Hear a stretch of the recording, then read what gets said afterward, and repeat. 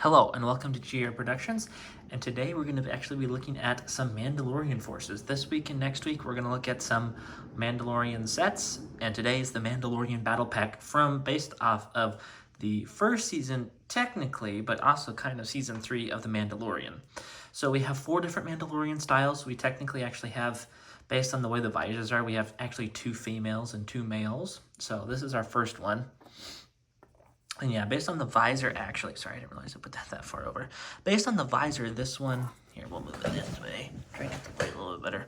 This one's actually supposed to be a female Mandalorian. Now, I wouldn't say they were lazy, but they did cheap out a little bit that they didn't give us any heads. I know it would have been kind of difficult to try and think of heads necessarily, but but still, a really good minifigure selection. They have some good leg printing.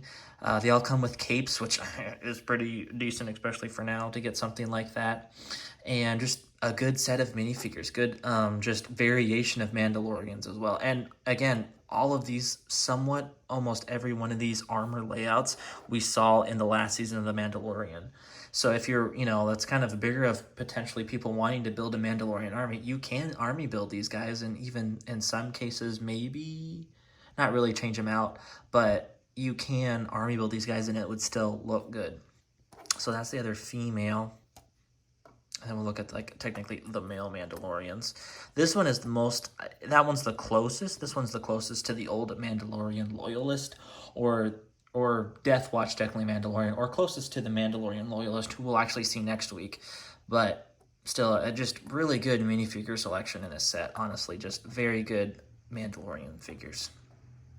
And then we have that one, the orange one. I really like the color schemes. Again, accurate, and again, we saw them again in the Mandalorian. So yeah, if you want to build your Mandalorian army, this was an amazing set. Then we just have like a little defense position. They like doing those things lately. And then a Mandalorian speeder that's honestly pretty good. I really like the speeder. I almost would prefer no stud shooters, but you could take those off if you want to. Very reminiscent of the actual Mandalorian speeders from the Clone Wars, more particular, and the Death Watch battle pack from I think like 2008. So very, very good callback, and just a very good design. So really good set. And it's actually, they're not that expensive still. So if you want to build a Mandalorian army, it's not terrible to do it. I mean, the figures, the Mandalorians are like $3 a piece, and like the battle pack sealed's like $25. So if you want to build it, you want to build a Mandalorian army, it's not that expensive. It's not that expensive at all. $3 for like Bricklink price and $25 on eBay for new. That's not bad for a set that retired, the same year, or before other sets that are already more expensive. The set next week we'll look at is far more expensive compared in percentage-wise than this set. But just an excellent set. Great selection of minifigures. The only thing I don't like is just the old battle pack of doing the stud shooters. I much prefer regular blasters.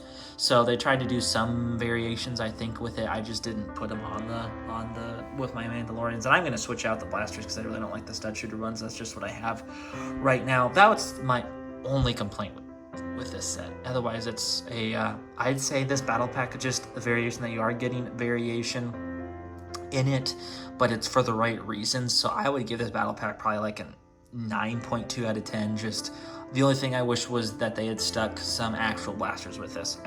Just a really good set, a solid set, and a solid army builder if you want a Mandalorian army.